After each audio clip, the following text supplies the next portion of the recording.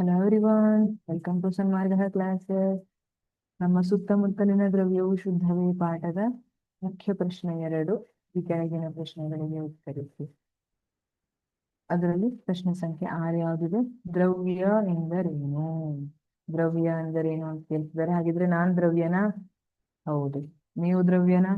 ಹೌದು. ನನ್ನ ಪೆನ್ ದ್ರವ್ಯನಾ? ಹೌದು. ನನ್ನ ಲ್ಯಾಪ್ಟಾಪ್ ದ್ರವ್ಯನಾ? ಹೌದು. ನಾನು ಕುತ್ಕೊಂಡಿರೋ ಕುರ್ಚಿ ದ್ರವ್ಯನಾ? ಹೌದು. ನನ್ನ ಎದುರಿಗಿರೋ ಟೇಬಲ್ ದ್ರವ್ಯನಾ? ಹೌದು. ಹಾಗಿದ್ರೆ ದ್ರವ್ಯ ಅಂದ್ರೆ ಏನು? ಸರಿ, ನಾನು ನೀರನ್ನ ಕುಡಿತೀನಿ, ಆ ನೀರು ದ್ರವ್ಯನಾ? ಹೌದು.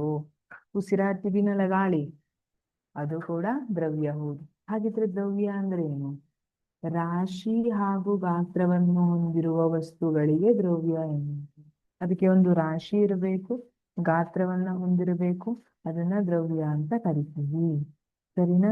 ಹಾಗಿದ್ರೆ ಈಗ ನೋಡಿ, ಚಿನ್ನ ಇದೆ, ಚಿನ್ನದ ಬಿಸ್ಕೆಟ್ ಇದೆ. ಹಾಗಿದ್ರೆ ಇದು ದ್ರವ್ಯ, ಯಾಕಂದ್ರೆ ಇದಕ್ಕೆ ರಾಶಿ ಇದೆ, ಗಾತ್ರವನ್ನ ಹೊಂದಿದೆ ಅಲ್ವಾ? ನೀವು ಯಾವುದೇ ದ್ರವ್ಯವನ್ನ ಕನ್ಸಿಡರ್ ಮಾಡಿದ್ರೆ ಅದಕ್ಕೆ ರಾಶಿ ಇರುತ್ತೆ, ಅದು ಗಾತ್ರವನ್ನ ಹೊಂದಿರುತ್ತೆ. Thank you.